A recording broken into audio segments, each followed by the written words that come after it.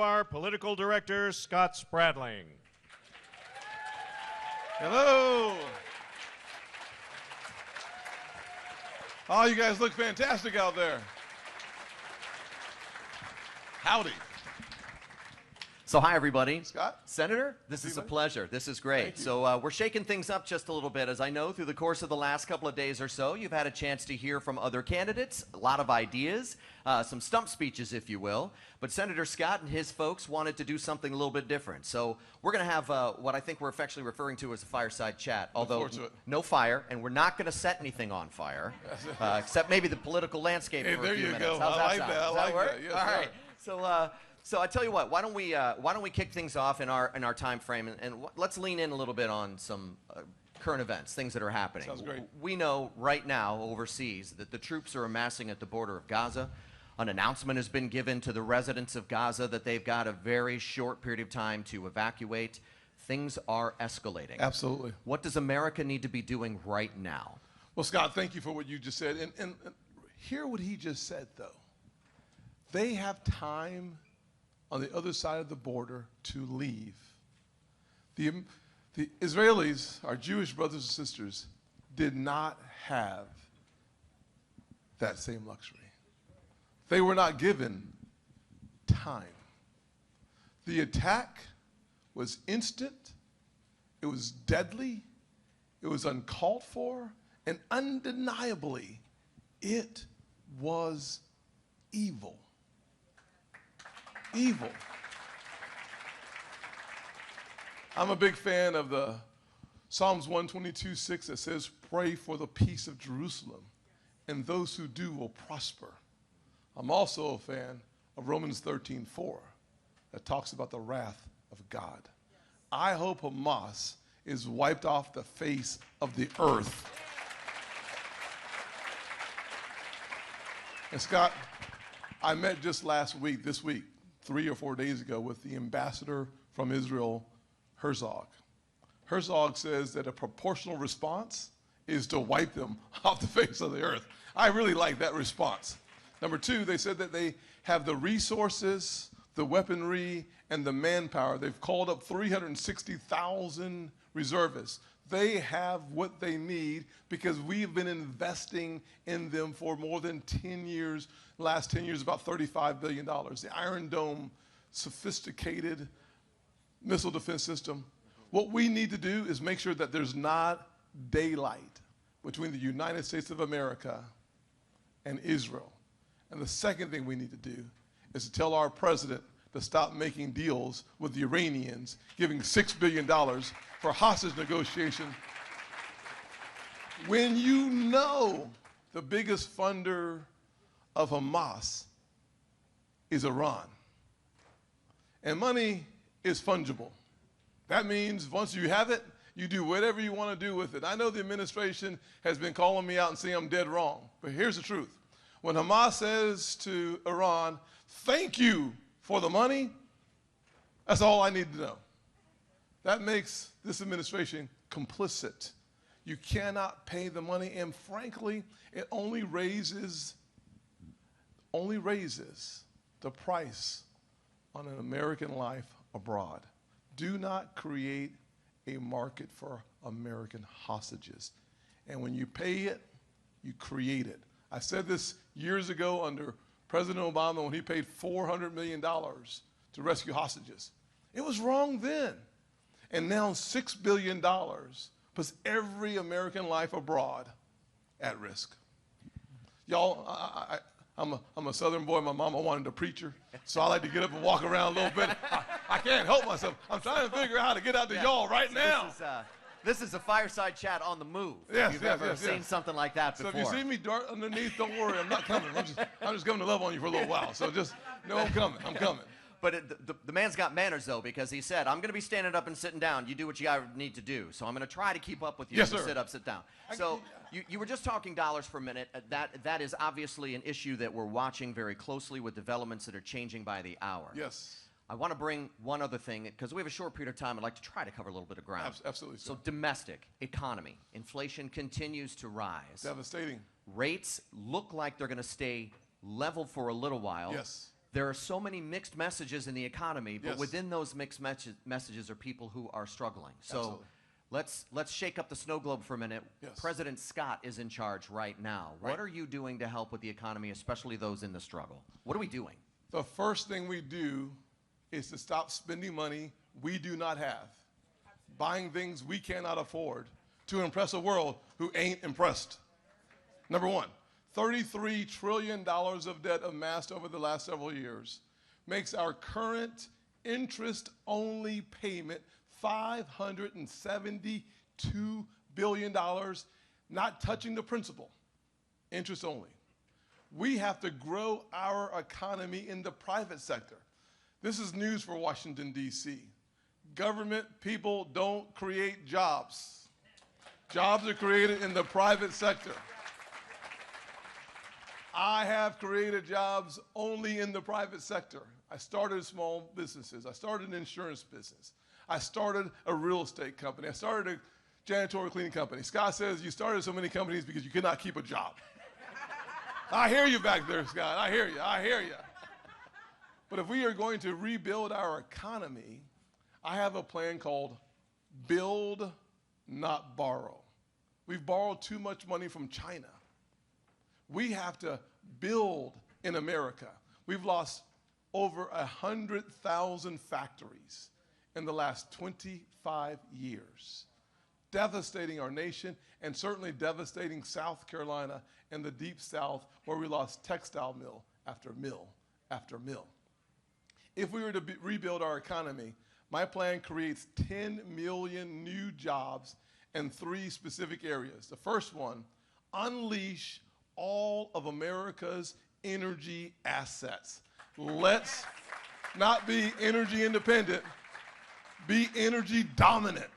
Let's export our excess energy and create 3 million high-paying American jobs here at home in the good old USA.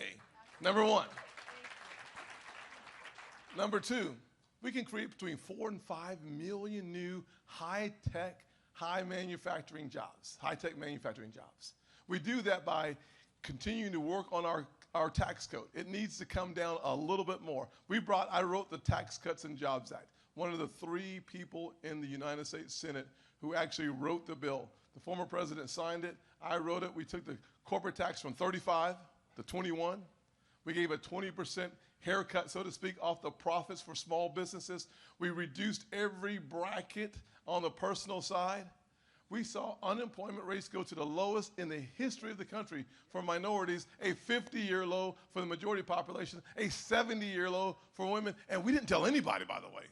The Great Opportunity Party delivered the greatest, most inclusive economy in the history of the country and didn't tell a soul. $2.4 trillion tax cut. We would have to reduce our taxes a little bit more on the corporate side and on the business side so that we would bring back those factories back to America so that we can compete against China by having supply chain resiliency.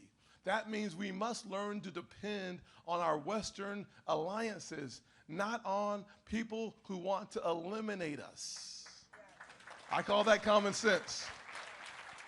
10 million jobs grows your economy at 5%, which adds trillions to your economy, billions to the treasury, and reduces inflation. Inflation is so high because Biden, on his first act, passed a $1.9 trillion COVID relief package, and the only thing missing was COVID relief.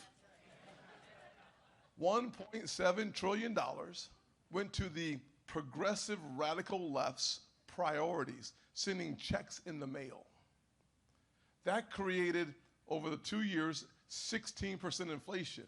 And as the leading Republican on the banking committee, talking with Jay Powell, he said he had to put downward pressure. Downward pressure on the economy is 11 rate increases, 550 basis points.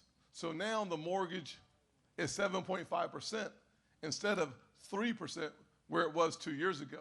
Your gas, 40% higher. Your electricity, 20% higher. Your food, 20% higher. For a kid who grew up in a single-parent household, a 40% increase in gas for my mama It's called a crisis. 85% of American families today say they're struggling and they're putting off financial decisions because of this economy that has stripped them of over $7,000 of spending power. Under President Scott, 10 million new jobs, high-paying jobs. Stop spending money from Washington. Your interest rates will go down because inflation goes down. Senator, you mentioned your mom a second ago. Yes, sir. Obviously, a lot of your fire, your perspective, your ideas for the future comes really from your upbringing. I think it's a really core, important piece of who you are. Do you mind sharing? And by the way, I brought my mom with me today, and Senator went straight to her and was like, yep, the power base in this family, it's nice to meet you. So went right to her. His mama didn't raise no dumb babies, no doubt. But would you mind sharing with us your story? Because I think it informs your policies and politics so deeply. Thank you so much, Scott. I'll just say this before I start my story very quickly. So many people in our country, on the left, it's like a cancer growing. On the right, there's a little bit of it too. There's this drug called victimhood that is devastating our country. And it comes with the narcotic of despair. There's these people who actually believe that grievance is our way forward, and I know that greatness is our only path to remain the city on the hill. So I was raised by a single mother in poverty in a small inner city in South Carolina. I didn't know if the American dream would work for a kid like me. And my mother always taught me to shoot for the moon, and even if you miss, you'll be among the stars. She was an optimist. What an optimist. Now, I will concede, however, when I almost failed out of high school as a freshman, her optimism turned to a different form of encouragement. I know we're not in the deep South, but I always said that a switch is a Southern apparatus of encouragement. I'll leave it there. But my mom worked 16-hour days as a nurse's aide, which means all she did for 16 hours was to change bedpans and to roll patients for slightly more than minimum wage. But she believed that if she could do it herself, it was her responsibility to not ask for help if you can do it yourself. If you've seen one of my TV commercials, it says, if you're able-bodied in America, you work. My mom taught me that. She also taught me, if you take out a loan, you pay it back. Now, she said, boy, and she meant it to be condescending, by the way. Boy, if you commit a violent crime, you go to jail. That makes common sense. And the speaker before me only reinforces this last point, which I consider common sense American values. If God made you a man, you play sports against men. Yes, yes. These are the kind of values I grew up with. And my mother taught me that you can be a victim or you can be victorious, but you can't be both. We chose victorious. And my grandfather, born in the Jim Crow South, segregated South, in 1921, when my parents divorced, we moved in with him, he said, you have a choice. You can get bitter or you can get better. And that was a man without any formal education. His ended in the 3rd grade. But he said, if you have faith in God, faith in yourself, and faith in what America will one day be, all things are possible. And why we have people today who don't believe what he knew 50 years ago, it stuns me. All this nonsense about division and discrimination. I'm not here pretending like there is no racism or discrimination in America. I'm just here telling you that America is not a racist country. We have made so much progress. But let me close this question by simply saying this. There is something sinister in nature that has been growing in our country, and it's that the radical left wants to use race and power, race and class, to hold onto their power. And they'll use any group of people, any issue, any individual to hold their political power, even at the expense of the American people. And you look at Johnson's Great Society, it devastated poor families, and particularly black families, because it required the husband and the father to leave the house for the check to come in the mail. You can now measure that devastation in unemployment, in crime, and in fatherlessness. It's almost like they want a valueless, faithless, fatherless America. And now it's spreading to other communities all across this country. My mother taught me that the harder you work, the luckier you get. And you better thank God, boy, almighty, you were born in the right country. Because you ain't all that, and you need a bag of chips. So that's what Mama used to tell me. So that's just what I'm sticking with. Leave it to Mama for speaking truth, right? Amen. So I heard it in the halls when people were meeting you. You have the reputation, the folks on the cable TV networks talk about it all the time. Do you get sick and tired of being called a nice guy? I do. How come? Tell me why. Because you're a nice guy. I'm sorry. I don't mean to insult you, but you're nice. I appreciate that. I am a nice guy. I'm an optimist, but the truth of the matter is I'm an optimist because I grew up in really tough neighborhoods. For me, being an optimist means that I understand the pain and the misery of failure. Optimism keeps you going when everything around you seems to be going in the wrong direction. When I was growing up, some of my good friends, they were shot, murdered, buried. Others were incarcerated. To get out of that neighborhood, you have to be tough. But if you're not optimistic, if you don't believe that America will afford you an opportunity that is beyond your circumstances, sometimes you quit. And so I always laugh at the people who say, you're a nice guy, as if that's it. The metal forged under fire. You don't see that on a debate stage when people are having a food fight. You don't see that when things are going well.